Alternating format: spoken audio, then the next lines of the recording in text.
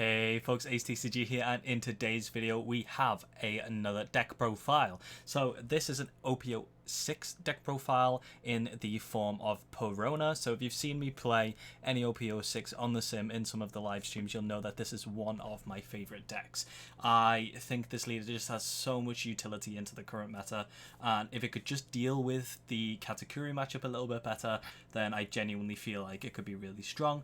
Another matchup that I can struggle a little bit with is Stage Saka if they see everything, but just in general it's a really nice deck, and I'm having a lot of fun with it. So let's delve into what it is that I'm actually running. So if you don't know what Perona does, you can activate main once per turn, choose one of the following. You can either rest one of your opponent's 4 cost or lower characters, or give one of your opponents -1 cost.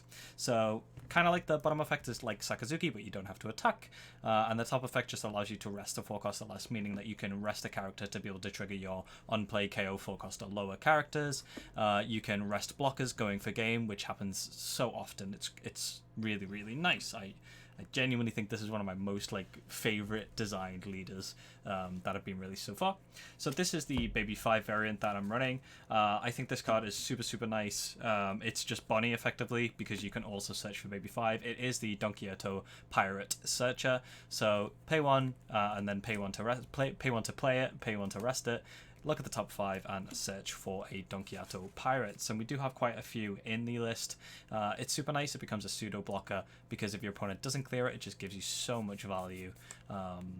So yeah, super nice. I like it.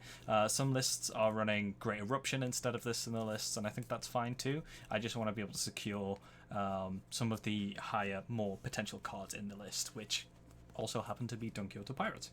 Next up, we've got 4 brand new.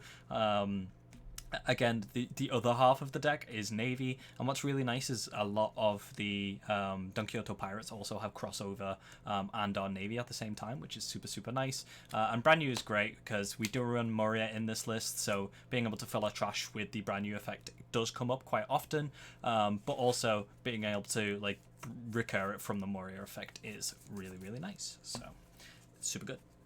Next up, we are running for Ryuma. This came out in OP06. It's a very solid card. It would be broken if it had 1k counter, but it doesn't. It has the on-play and on-KO effect of you can KO one of your opponent's 4 cost or lower rested characters. So really strong.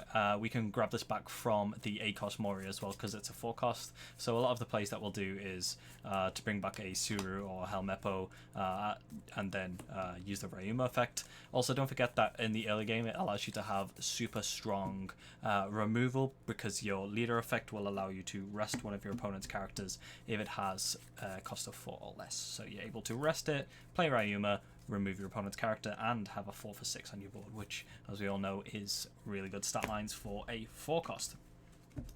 The other removal that we're running is 2 X-Drakes. Some lists run 4 of this, but I've found that 2 has been fine. A list topped in the UK tournament just running the 2 as well, and I found it to be super nice. So 2 is perfectly fine. At a time I was trying the X-Drake as 4 and the Ryuma at the 2, but because you can bring this back from Moria, that comes with quite a lot. So 2 of this is honestly perfectly fine. This is also a Navy, so you can search this with the brand new as well and add that to your hand. So that does come up sometimes, so it's really nice. Speaking of Navy, we've got one of the most prominent Navy cards in the entire game. We've got 4 cost Kuzan. I'm running 2 in this current list. I do kind of want to put it to 3, but then sometimes it's just awkward being able to get it down because you have lines that you want to go to in the list. You'll want to go Ryuma into usually an X-Drake or a Sabo, and then 8 you're going Moria, 10 you're going Dofi, so it can be difficult sometimes to get them out, but it is always super nice pressure to get it out, especially against yellow. This deck really struggles into Katakuri, so getting the Kuzan out is really nice. Next up, we've got our blockers, and I'm running 3 of the 2 cost Rosinante blocker. Again, some lists are running 4 of this, but I just don't feel like you need to see it that much, especially because it's searchable from both the brand new and from the Baby 5. It has Navy and Donquixote Pirates, so it's really nice, but this card is fantastic. You are able to, again, bring it back from Moria, so you're able to have a blocker that way. And the ability to just stop your cards from being KO'd when they're rested is super tasty. A card that, again, I'm sure you have seen a lot of is 4-cost Borsalino. In this list, we are running 4. You'll see in Sakazuki lists, they're dropping it down to like 2-ish. In some Moria lists, Crosshair made a video saying that he just completely wants to get rid of it. He thinks it's a skill check card. I think it's a fantastic card, honestly. I think in some lists where you have access to other blockers, it makes sense. But in this list, you kind of just need to put something down and have it stick reliably, especially in a format where KO is so prevalent. And this can, again, really help against the Moria matchup. I know it might be different in the mirror because you'll want the value of the Rebecca, but the protection that the Borsalino offers into some matchups is just so critical. And speaking of protection, we have Sabo. I actually managed to pick this up today and I'm really happy with it. It's the one from the sealed events. But yeah, this card is just super nuts. Again, we struggle into Katakuri, so I think 4 Sabo is kind of needed, honestly, in this list. I was trying a lot less, and Adam from Locals was on 4 Sabo a lot before me, and I kept arguing with him and saying, it's too much, it's too much. He's right, I'm wrong in that scenario. I think it's a great card, especially because you can't search it, because it's not Navy, it's just Rosa and Rev Army. So yeah, 5 for 6 with blocker, gives protection and allows you to filter your hand. The filter is both of the on-play effects are really nice, but the filter is super important in this list because using the on-play effect to discard a Ryuma means that next turn you will be able to go into a Moria to play out said Ryuma, especially in some games where like you'll play one and it'll just stick, so you're not going to be able to get value from recurring it. So yeah, definitely sticking to 4 Sabo. I'm really happy with it. Next is a card that I'm sure you've seen in quite a few lists. It is Brook. This is a really, really nice card to be able to deal with the card that I just showed you, Sabo, and the Borsalino as well. It has the on-play effect of you can trash up to one of your opponent's characters with a cost of 4 or less. So it says trash, and it doesn't say KO. That means you just place it into the trash, meaning that the protection from the Sabo and from the Borsalino will not activate, meaning that the Brook can remove them, which is really key when the entire meta right now is black cards, and also it's really, really good against the Kiko Nojo that Katakuri is running, because you don't activate the on-KO effect when you trash a card, so you're able to get rid of a 4/6 and stop that pesky heal, which is important because you don't have that much aggression. It does also have an ability that allows you to place your opponent's trash cards to the bottom of the deck, but that doesn't really ever really come up. May come up against Moria, and may come up against Sakazuki sometimes, but your opponent gets to choose, so I've never done it. You may. I'm running 1 Helmeppo. Honestly, I'm at the point where this could become a Brook, or it could become another X-Drake, or another Kuzan, or another Rosinante.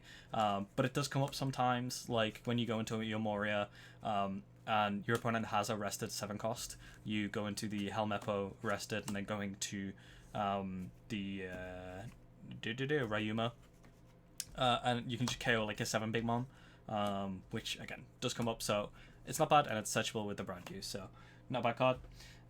Next up, 2Ks, 4 Suru, 4 Virgo, 2 Tashigi. Again, all of these are searchable. The Virgo is Navy and the Donquixote Pirate, so you can search it with the Baby 5, which is chef's kiss, honestly. Suru is really critical in this list for the on-play effect, because it's our main way that we deal with 5 costs. The amount of times where like a Sabo is stuck on my opponent's board after the effect is gone, and I've Suru'd, rested it using leader effect, and then got rid of it the turn after is nice. And then just 2 Tashigi because it's a Navy 2K that you can search, honestly. I didn't want to go down to the 8 2Ks. I do think 10 is important in this list because you have 4 life, you're at risk, and you don't have as much consistent removal as the likes of Moria or the value. Oh no, the Moria value or the Sakazuki removal. Next up is big bombs. We have 4 Gecko Moria and 4 Donquixote Doflamingo. I do think this is such a broken card, honestly. Like, if your opponent can just accidentally play into it, or like lock themselves out from playing the game if you're in a situation. Like, back-to-backs of this card is great no matter what. The only times it can be a bit hit or miss is against the Katakuri, because they can just keep dropping 10 drops. But against most other things, it's really good. It's the reason that I haven't dropped a game to Yamato yet, I don't think. Like, or if I have, it's been very, very rare, because like as soon as you just lock their leader, they can't do anything. Like, it's so solid. And then Gecko Moria, I'm sure you've seen it everywhere. You know how good Gecko is, like especially in this deck, because you're able to just recur all of your really nice pieces. And then finishing the list, we do have two. Oh my god, this is so many words. Because the side of justice will be whichever side wins. There we go. Lots of words. It's a 0 cost 3k counter. As you saw, we have a lot of cards in this list that have a 0 counter. So being able to have a card that just allows you to get rid of one of them, get 3k counter is really nice. And everyone swings for super numbers, being 7k swings, and you're still able to just use this, get rid of a card that you won't want, but also you can use this to discard a card that you'll want to recur with the Moria early. I'll do this a lot with a Ryuma that I'm not going to use, and that'll again just allow me to recur it back with the Moria. I do it a lot when I've just ended my 6th on turn, so the next time I can immediately bring it back, which is super nice. But yeah, that is my Perona list. I'm cooking up some other things that you may see in some tournaments. I don't know if I'm going to take this to another regionals. I took this to Krefeld and got super unlucky on the day, but if I had took it to Wolverhampton, my day probably would have been a lot different. So we'll see. I hope you have a great day, and drop me a comment below on what your favourite leader is. Peace.